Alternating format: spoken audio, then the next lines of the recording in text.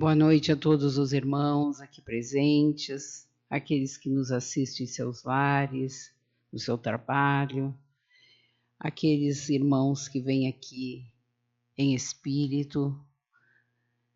A todos o nosso carinho, o nosso agradecimento pela companhia, que nestes instantes que aqui nos reunimos, possamos elevar os nossos pensamentos, as nossas vibrações, somando com todos os irmãos desencarnados que certamente aqui estão, para que juntos possamos também fazer a caridade da oração. Nós queríamos avisar a todos que nos dias 24 e 31, véspera de Natal e Ano Novo, só haverá sessão pública doutrinária na parte da tarde, à noite não haverá. Então, todos ficam já avisados, né, que à noite 24 e 31 não haverá sessão doutrinária, somente à tarde, às 14 horas. Então, para que possamos elevar o nosso pensamento, buscando essa sintonia tão importante com a espiritualidade, nós trouxemos hoje uma psicografia do nosso querido Chico Xavier, deste livro A Luz da Oração. E diz assim, já que estamos nestes dias que antecedem o nascimento do Cristo, nestes dias que nós comemoramos o Natal, a chegada do Messias, então sempre nós procuramos trazer alguma coisa sobre a vida deste irmão tão iluminado que veio nos envolver no orbe terrestre. E essa psicografia do Chico é linda, para que nós possamos refletir. Ela se chama Rogativa de Natal e diz assim: Senhor Jesus, quando chegaste à terra, através dos panos da manjedoura, aguardava-te a Escritura como sendo a luz para os que jazem assentados nas trevas. E, em verdade, Senhor, as sombras dominavam o mundo inteiro. Sombras no trabalho, na forma de escravidão. Sombras na justiça, em formas de crueldade.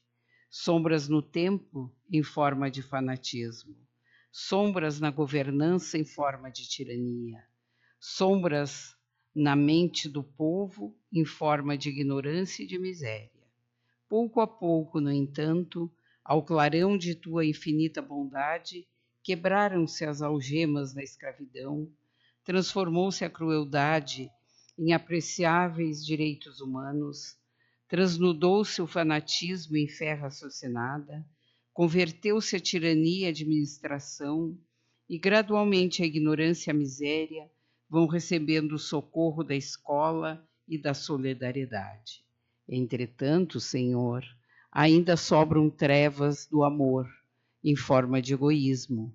Egoísmo no lar, egoísmo no afeto, egoísmo na caridade, egoísmo na prestação de serviço, egoísmo na devoção.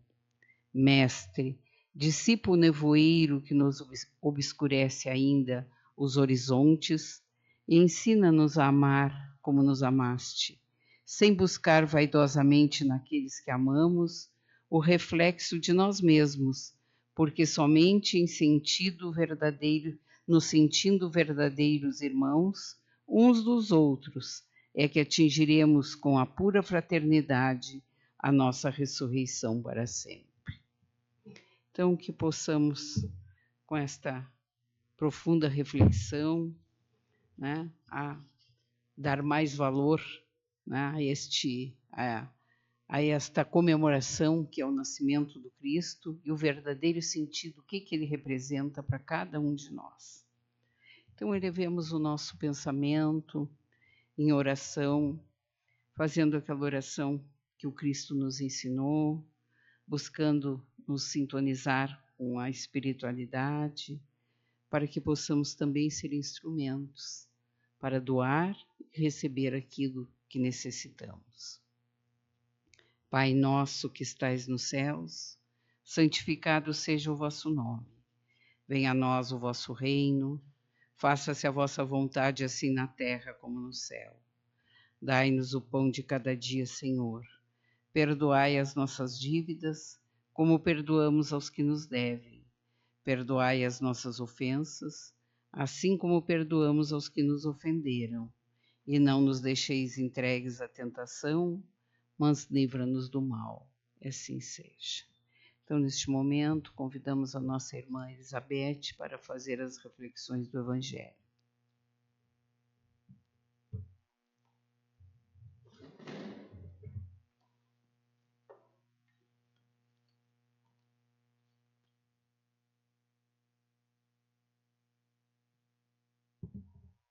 Boa noite a todos, tantos que se encontram na nossa casa, como esses que nos acompanham pelas nossas transmissões, pelo Facebook. Uma noite de muita paz, de muita luz, de muita serenidade. Nós estamos aqui no Evangelho de Lucas, capítulo 2, que diz assim: Nasceu o Salvador. Naqueles dias saiu um decreto de César Augusto ordenando o recenseamento de toda a terra. Este foi o primeiro recenseamento no governo de Quirino da Síria. Todos iam alistar-se, cada um em sua cidade. Também José subiu da Galileia, da cidade de Nazaré para a Judeia, a cidade de Davi, chamada Belém, porque era da casa e família de Davi, para alistar-se com Maria, sua esposa, em estado de gravidez. Estando ali, completaram-se os dias para o parto, e ela deu à luz o filho primogênito. Envolveu em panos e o deitou numa manjedoura, por não haver lugar na hospedaria. Naquela mesma região, havia uns pastores no campo velando à noite, vigiando o rebanho. Apresentou-se-lhes um anjo do Senhor, e a glória do Senhor os envolveu de luz, e eles ficaram possuídos de grande temor. Disse-lhes o anjo: Não temais, pois vos anuncio uma grande alegria, que é para todo o povo. Nasceu-vos hoje um Salvador, que é Cristo Senhor, na cidade de Davi. Este será o sinal: encontrareis o menino envolto em panos e deitado numa manjedoura. Imediatamente ao anjo se achegou uma multidão do exército celeste que louvava a Deus, dizendo: Glória a Deus nas alturas e paz na terra aos homens por ele amados. Então, meus irmãos, este é o registro de Lucas, um dos mais bonitos do nascimento de Jesus. E ele nos coloca isso no seu Evangelho, no capítulo 2, bem no iniciozinho do capítulo 2. Nasceu o Salvador. No entanto, nós sabemos que a salvação não está numa finalidade que se convencionou chamar céu ou paraíso. Está, sim, na própria renovação da vida, para a frente e para o alto. Avançar de glória em glória, disse Paulo. Tal é, em síntese, o trabalho e o plano da redenção. Vemos em João, no capítulo 1, bem no início, sobre a vinda de Jesus, que diz assim no versículo 1: No princípio era o Verbo, e o Verbo estava com Deus, e o Verbo era Deus. Lá no versículo 14: E o Verbo se fez carne, e armou tenda entre nós. Vimos a sua glória, a glória de unigênito do Pai, cheio de graça e verdade. E esta prerrogativa de unigênito do Pai, Jesus a torna extensiva a todos que de boa vontade o recebem no seu Natal. E assim se opera este Natal, o seu natalício, no coração do homem que assim quiser, estiver disposto a receber este Cristo no seu coração. Então aquele menino que a Maria enfeixou, deitando em seguida numa manjedoura, não tinha lugar na hospedaria, como diz o texto, é a figura deste Jesus, que é força, que é poder, que é vida, que é verdade, atuando no interior do ser humano. Voltemos agora para a história do Nazareno. O nascimento de Jesus não tem data precisa. A comemoração do Natal se estabeleceu tardiamente no século IV, ano de 350 da nossa era, estipulado pelo Papa Júlio I. O Novo Testamento não registra a data do nascimento de Jesus. Mas Mateus, capítulo 2, versículo 1, Lucas, no capítulo 1, versículo 5, eles dizem que ele nasceu no tempo do rei Herodes. Já é uma pista, porque o rei Herodes morreu em Jericó no ano 750 da fundação de Roma. Mas as fontes espirituais do Espiritismo, através dos nossos mentores, propõem o ano de sua ocorrência. Nesta obra, Crônicas de Além-Túmulo, do espírito de Humberto de Campos, que ainda se assinava como Humberto de Campos, depois ele se assina como Irmão X, no capítulo 15, ele nos mostra um diálogo entre Jesus e João, onde colhi algumas passagens, porque se trata justamente do Natal. Capítulo 15 diz assim: a psicografia é do Chico Xavier. Avizinhando-se o Natal, havia também no céu um rebuliço de alegrias suaves.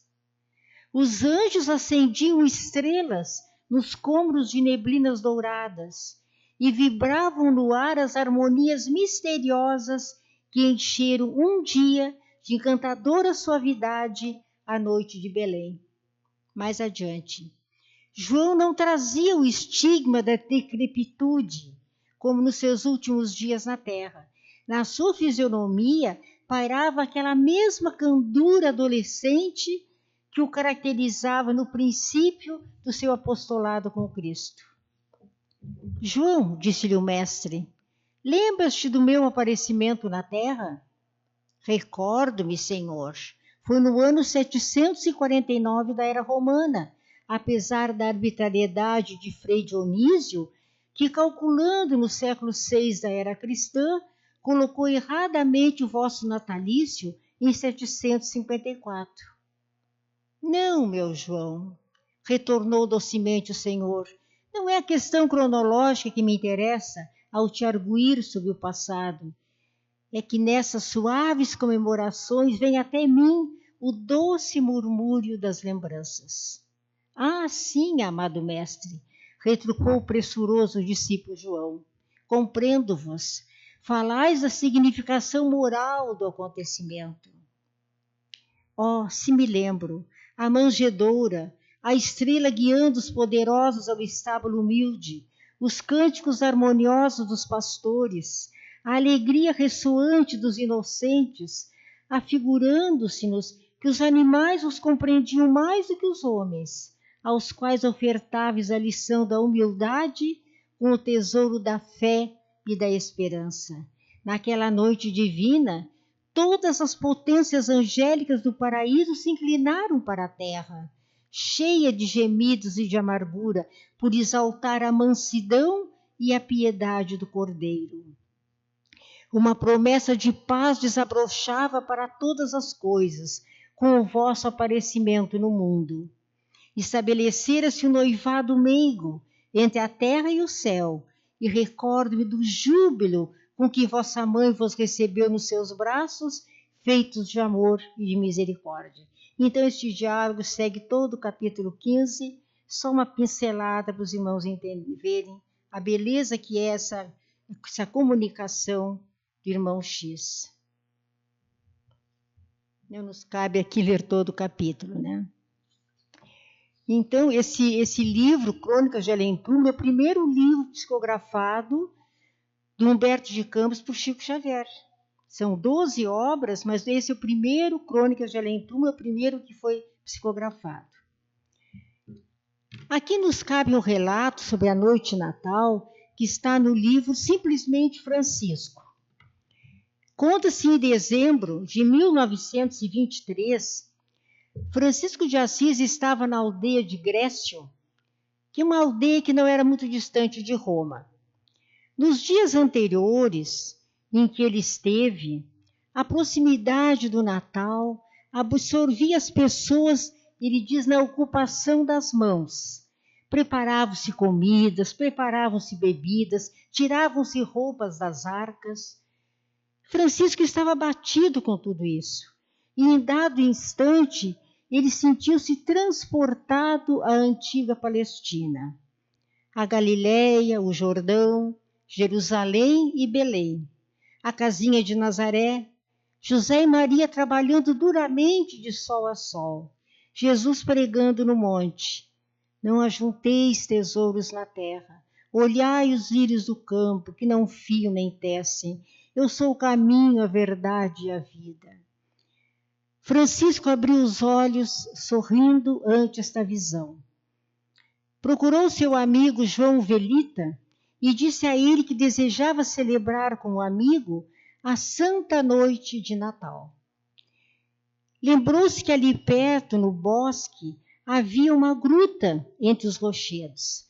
Fariam ali um estábulo, colocariam nele feno e precisavam encontrar alguns animaizinhos, como tinha sido em Belém. Francisco disse que ao menos uma vez na terra ele queria comemorar o nascimento de Jesus. Por volta da meia-noite, chegavam no local Francisco, alguns irmãos e uns habitantes da região. Traziam tochas acesas para iluminar o bosque. Francisco começou a pregar o evangelho. Não, Francisco não pregava, Francisco cantava o evangelho.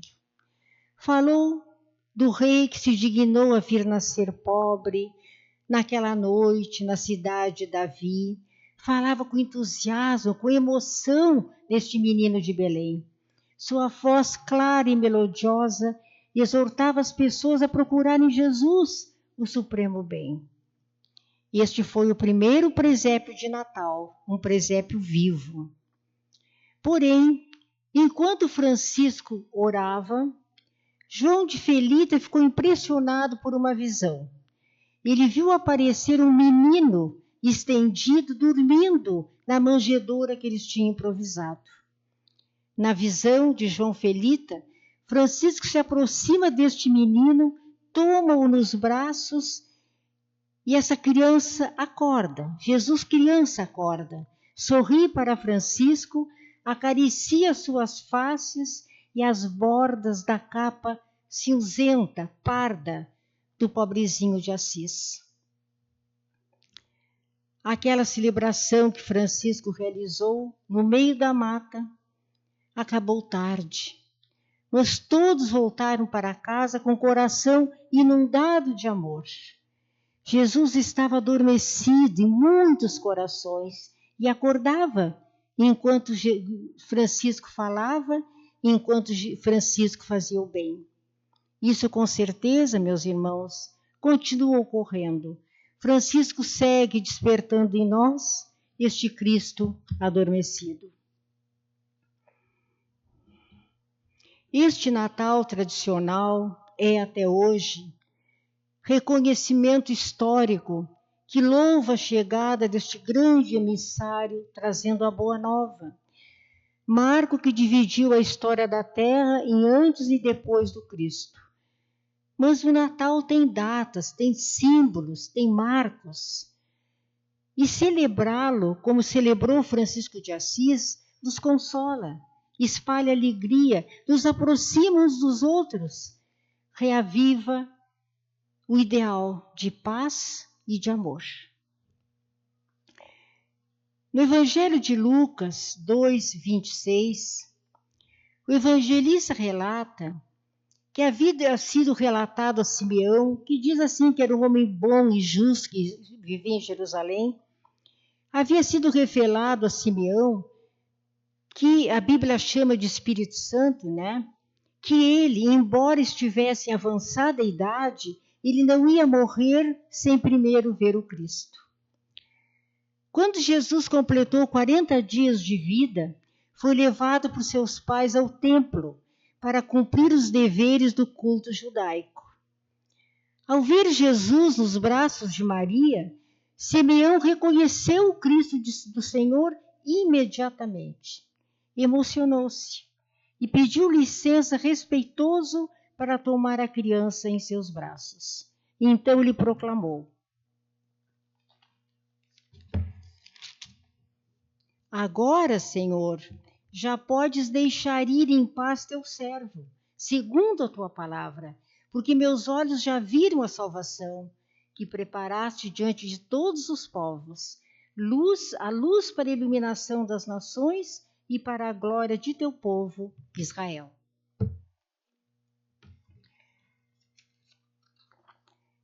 Então, como nós vimos, Simeão, ao tomá-lo nos braços, reconheceu nele que era o Cristo, que era o Messias.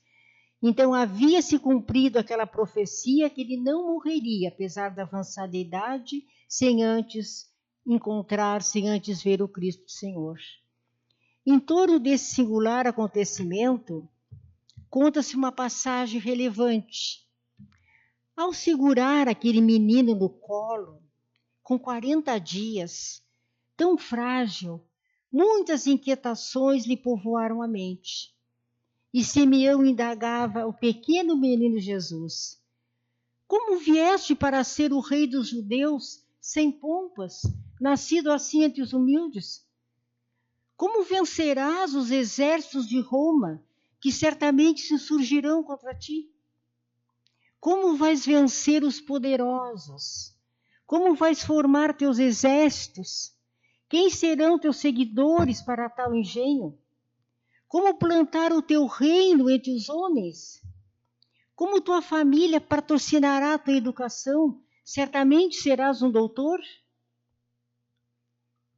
Estas e outras indagações saíam da mente de Simeão para aquele menino. E a cada pergunta, como se fosse uma resposta, Jesus batia com a mãozinha no peito de Simeão. Somente quando desencarnou, pouco tempo depois, é que Simeão entendeu a resposta do menino Jesus às suas inquietações. Viera por intermédio daquela mãozinha que batia no peito dele. Jesus menino mostrava com este gesto, batendo com a mãozinha no peito de Simeão, que ele viera ao mundo tão somente para reinar no coração dos homens.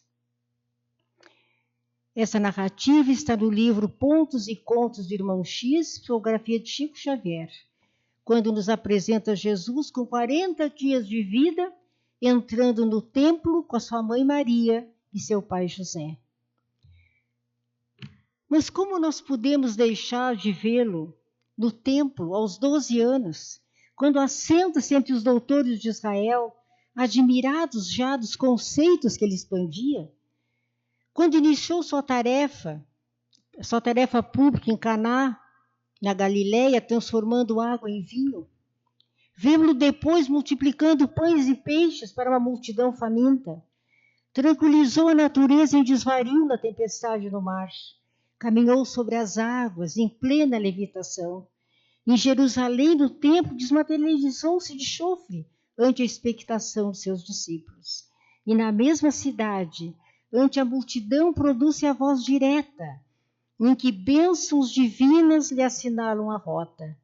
Em forma de uma pomba se ouviu essa voz: Este é meu filho bem-amado, em quem pus todas as minhas complacências. Sabemos que acercavam-se dele doentes da mais variada expressão, paralíticos, cegos, alienados mentais, obsidiados. E é importante observar que a todos ele convidava para a própria valorização das suas energias.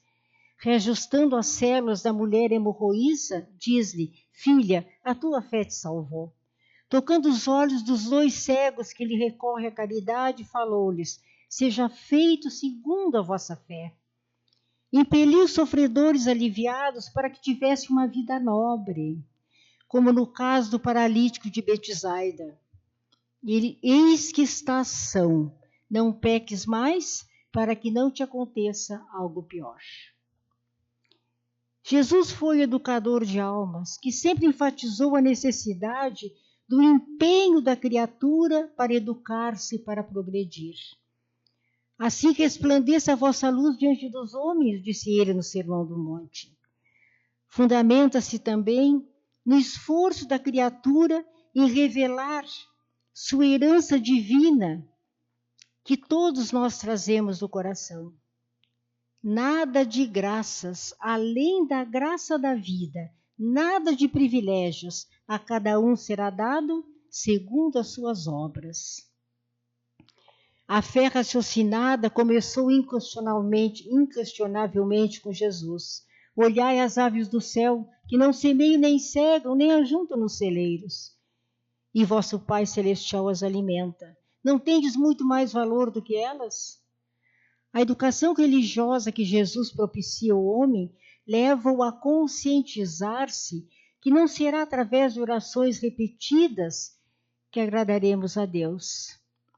E quando orardes, não façais como os gentios que pensam que serão ouvidos pelas muitas palavras.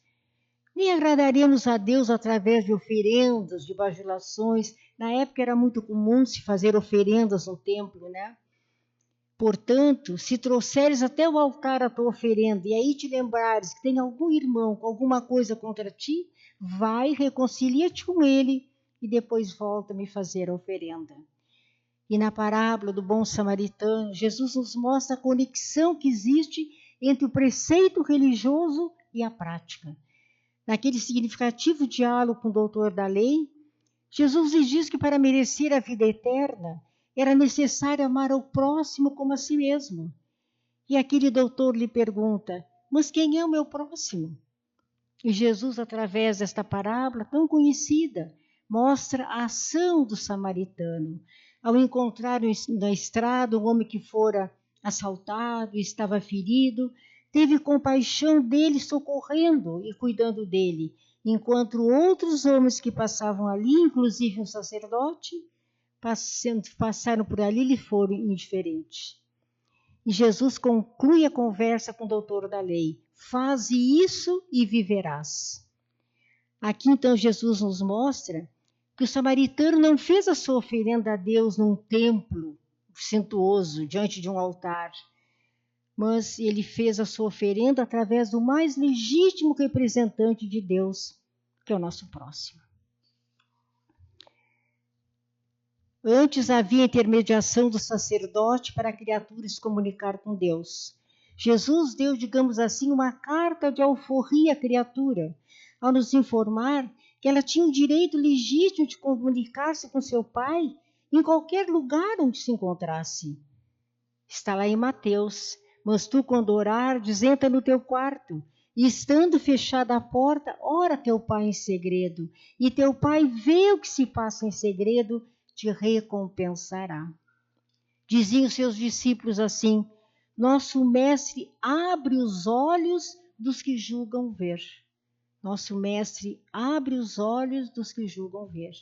E o mestre continua a abrir os nossos olhos que julgam ver, com lições que ultrapassam as barreiras do tempo, mas que chegam em nossos dias com a mesma força, o mesmo encanto, a mesma propriedade de há 2000 anos atrás. Estamos neste momento na Galileia, nos tempos de Jesus. O rico Obed, com o gado morrendo e a vinha morrendo, mandou seus servos atrás de Jesus para reverter o quadro crítico que se instalara na sua propriedade. Públio Sétimos, poderoso centurião romano, despachou vários legionários em busca deste tal Nazareno para curar uma enfermidade que lhe consumia e que os médicos não conseguiam curar. E na Cesareia, um menino pobre e moribundo pedia à mãe que trouxesse Jesus, que ama os pequeninos, para curá-lo. Dizia a mãe, mas meu filho, que posso eu? Longas são as estradas do mundo e curta a piedade dos homens.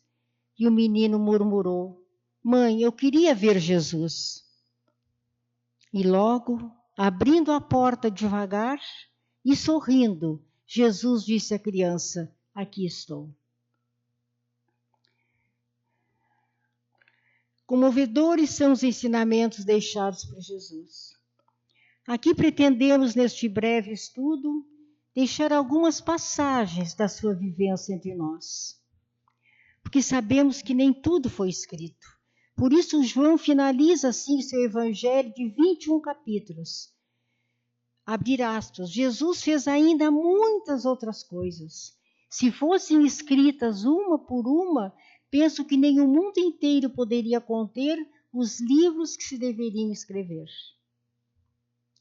O fato é que Jesus, o Cristo de Deus, esteve entre nós, com sua grandeza espiritual inigualável, e marcou de forma indelével a sua passagem pela face da terra, visto ser o exemplo mais puro da aplicação da lei de amor.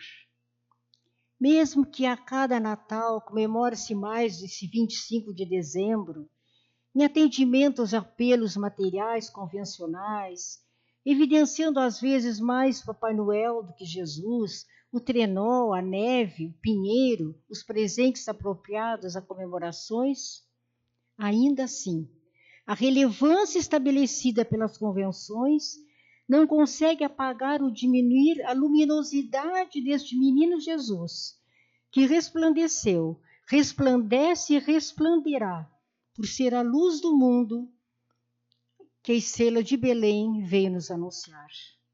Não foi em vão que o mestre de Lyon, Allan Kardec, ao indagar os imortais sobre o tipo de perfeição a ser seguido na Terra, quem poderia ser considerado guia e modelo da humanidade? Os imortais responderam: Vede Jesus.